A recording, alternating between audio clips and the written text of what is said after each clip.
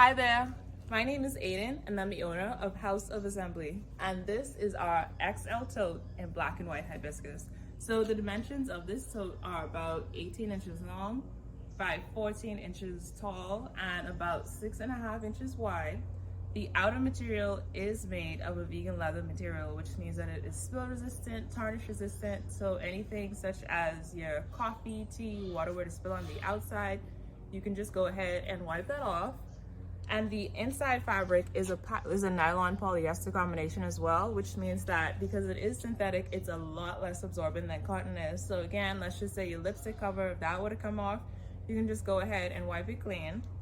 All of our hardware is brass plated and tarnish resistant, and that includes our logo hardware right here, in addition to the brass plated grommets that we do have on our handles as well. And this is just to ensure, again, that it's very durable. So if you have any heavier items such as large notebooks, textbooks, laptop, anything like that you want to put in here, your handles are not gonna pop off. So this bag retails for about $174 on our website currently, and you can go ahead and purchase it at the link below. Thank you.